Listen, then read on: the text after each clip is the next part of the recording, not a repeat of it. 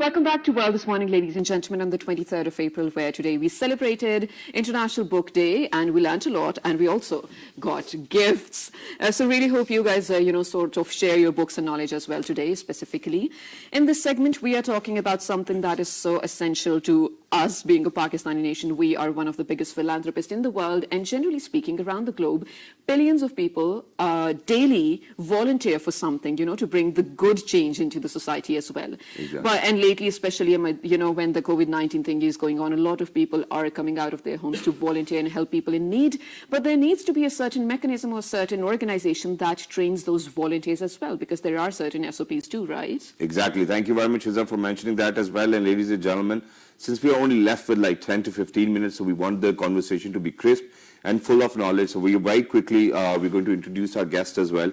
We're very lucky that we've actually been joined by the country director, VSO, which is Voluntary Service Overseas as well. Ladies and gentlemen, he's none other than Mr. Hashim Bilal. Hello, assalamu alaikum. Good morning. Welcome back. Walaikum assalam. How are you? Good Absolutely morning. perfect. Thank you very much for joining us. Initially, let us know a little about VSO in the first place, and then we'll throw our questions towards you. Thank you very much. VSO is by the name, Voluntary Service Overseas. It's a British organization. Okay. So we work with the volunteers. We basically want to make like a change in the community using the volunteering for development approach. This is one of the approach we have adopted just to make sure like there is a sustainability in the community, and people they own. So until there is no ownership, we don't see a change, a positive change in the community. Right. So when you say you work with the volunteers, does that mean you sort of recruit, I don't want to use the word recruit, but that's coming to mind, recruit them and then train them and then sort of assign them beats that this is where you go, this is what you do? I think that's a very important question, and you rightly said it's a recruitment. Yeah. Because what we believe in the volunteerism, that it has to be like there should be a recognition. Of course. So like we don't want to use like a volunteer just to come and help us to print out the things or like that. Okay. So we normally, what VSO believes, like we have to have like a very thorough process, like as a job getting kind of thing.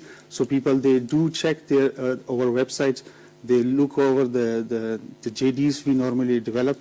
So it's like all about like a skill kind of thing. So people, they normally adopt, they come through that process like, I'm getting the job sort of thing. So it's like not like a label, like, you are free of cost. Yeah. So there is a full recognition kind of thing. And very quickly, what I wanted to ask was that, what is the general perception of volunteering, and how do you think that it is very well received over here in Pakistan and globally as well? I think if you talk about the global perspective, yes, it's very well received. So if you see like a very developed nations, particularly like in Europe or US or UK, they have chosen that, people, they have to volunteer, they have to spend that time actually in the community and work for that and get that skill set. But I think in Pakistan, we are still in that dilemma, like, should we or should we not, is this a job, it's not a job, because there are so many economical reasons, there are so many social reasons. So this is what we are trying to make sure, like, it's a skill development for you. If you want to have like a sustainable skills or like to make a change in the community, you have to volunteer. So. And it's great. Thank you very much that you've mentioned about skill development. And ladies and gentlemen, it is, and I still remember back in 2005 when the earthquake hit Islamabad and elsewhere in surrounding areas, our teachers actually told us that if you are going to volunteer, we are actually going to get some good grades as well. So I think that was a good way to let us know or teach us as well. But sir, talking about, developing this very skill set within people is a great idea. But are we very inclusive in this? Are we making sure that people who are living with disabilities are a part of this, learning this skill set as well, or is it just for people who can actually walk, talk, see, and do everything normally? Right.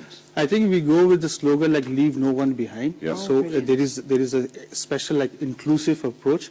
So we normally bring like all the segment of the people like from the society, and particularly people with the disability, because if you see the percentage is getting high in Pakistan, so they have like they are contributing a lot. Wow. We have like a lot of networks actually who basically support like people with disability, because they do understand like we might not really get that flavor like how to deal with them, but if you involve them, you get them actually on board. So we have like a massive network in Pakistan. One of the network is like mental association, Pothar Mental Association. Right. So they are doing amazing job. So thank you very much for saying that. Which is why, ladies and gentlemen, just to do a little rain check, what we have done is that we've actually being joined over the telephone by Zulkarnain Saab, who actually looks after the Potohar Mental Association as well. Zulkarnain Saab, Assalamu alaikum. Good morning. How are you? Walaikum salam. I'm fine. How are you, Shahzad? Really perfect. Thank you very much for joining us. And I hope that you've been listening to our conversation. And I just wanted to ask, how does it feel to be that member of the society who's not left behind, even when we talk about volunteering for people who might be facing difficulties in these times of pandemics? Because it depends on the individual, basically how one feel or how one think. Because if people think we are not contributing, we are a useless part of the society, then they feel left behind. But if one feel we can contribute, we have potential, we can do a lot while maintaining social distance. So when physical distance, social distance, one can do a lot. That's the reason, because it's very important to be a productive and productive citizen of the country, a productive citizen of the world. And it is very important, and I truly agree to what you're actually trying to convey over here. But don't you think it gets a little difficult for people who are actually living with disabilities to volunteer and to help other people? I know, but jazbe ki qadar karta hu, but then at the same time, while I respect this passion, doesn't it get a little difficult for people to handle? Yeah, it is. In this, because it's really difficult in our society. Across the world, it's a little bit difficult, but if we talk about in our society, it's really difficult because in our country, things are not that much accessible. One cannot move independently, and that's the reason usually people feel like they cannot contribute it, because they have to maintain the. It's for them, especially disability is very diverse, and in its degree it's also a diverse area, and if people living with hearing impairment, they have different challenges, and if you talk about people living with physical difficulties, disabilities, they have different challenges. And people living with visual impairment, they have different set of challenges. That's why it's really difficult. And even people living with disabilities are not included in when facilities are being, delivered. That's the thing. That's the main issue. And because due to inaccessible infrastructure, it's a little bit difficult for the people living with disabilities. Raising this point that the infrastructure is inaccessible, I think that for people who are actually responsible for the development of infrastructure really need to keep that in mind. Yeah, thank you so much for saying all of those things as well, Zulkarnain Saab. We do realize that actually challenges do withstand, but you're overcoming all those challenges and becoming a very productive part of the society. Thank you so much for joining us online as well. And he happens to be the first visually impaired psychologist in South Asia as well. That's brilliant. But now coming back to you, Mr. Hashim, now you've been dealing with volunteerism for a long time, and especially I want you to answer this in relevance with COVID-19, the whole situation as well. We have a Tiger Force now, they're volunteers too. Generally, privately people are coming out as well to volunteer.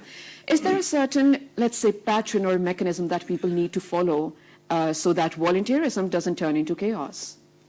Yeah, I think that's a very relevant question. For us, like what we believe, yes, we do need like a lot of like a big force, and Tiger Force is one of the good force now. But I think like the safeguarding element is one of the key element, particularly when dealing with the COVID-19 cases, because it's a unique kind of like a virus, and it can affect anyone actually, even like people those are very trained.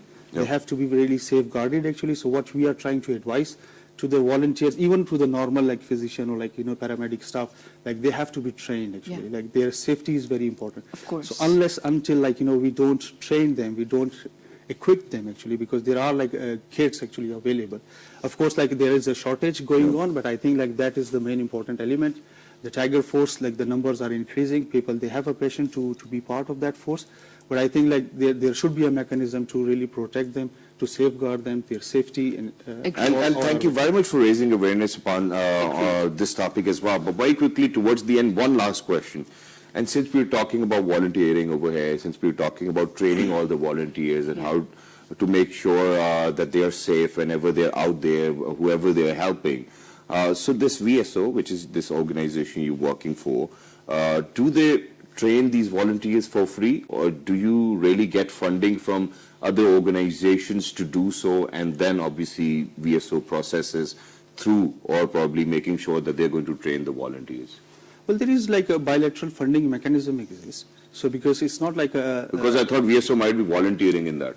Oh, we do actually, because okay. like, of course, like our workforce is volunteering for that, but you definitely need a lot of resources for Yes, that. a Because lot there of is funds as well A to lot of carry out funds stuff. actually, and even like despite all the challenges, like you need to have like all the funding available. You have to have resources, because as I said in the beginning, like we are not getting the volunteers, or we don't need a volunteer just for sake of volunteering. We need a volunteer to be skillful, and their capacities to be built for the society and for their own development. Because for example, I give you the example, like there has been like a lot of like a good volunteering work has been done, like even people living with a disability. Exactly. They have done their PhDs actually. So you need to have like that flow of financial, like sustainability for them to really.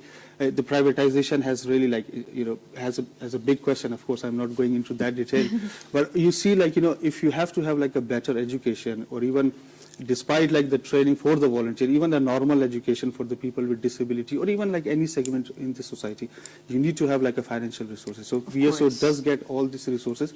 We really make like that's a voluntarily, we really put all the efforts to make sure like we get all these resources and put those resources for the development of Pakistan. Particularly if you see Rescue 1122, we have been partnering with them for almost like 3 years. They were here like 3 years ago. Exactly, I've seen that show. So these are the things, we want to make the effort for the institutes and for the bigger networks rather than the individual, but of course that's beautiful. Thank you very much, Mr. Hashim Bilal, for being with us. It was wonderful to be in conversation with you, ladies and gentlemen. Mr. Hashim Bilal, Country Director, Voluntary Service Overseas. And I'm glad that we finally have a service which is actually providing training to all of those people who wish to volunteer. Yeah, that's brilliant as well, because this is one thing that we were lacking in terms of volunteerism. Otherwise, the jazba we do have. So here's the thing. Now, towards the end of the show, I'm going to take you back to what we said in the beginning. Shahzad actually gave out a message, and it was brilliant. I'm pretty sure because of the lockdown and because of, isolation as well, a lot of people, the quarantine itself is testing patience. Of course, living with people 24/7 may be hard for us, because we're usually not used to it as well. So next time, if something bothers you, rather than just lashing out, be patient. If you cannot do that, try to, before lashing out, try to take 3 deep breaths. And I promise you, once you're done with the 3rd breath, you will not be willing to lash out anymore. You'll be done with that as well. So ladies and gentlemen, do write to us to let us know your feedback about our show as well on our Facebook page with the name of World This Morning on your television screens. On Twitter. World This Morning without G. On YouTube. YouTube is PTV World, and then you can look for the most viewed show, which is World This Morning. And the repeat you can catch at 5 past 11 p.m. tonight. Till the next time, 1, 2, 3. Good morning. Thank you very much.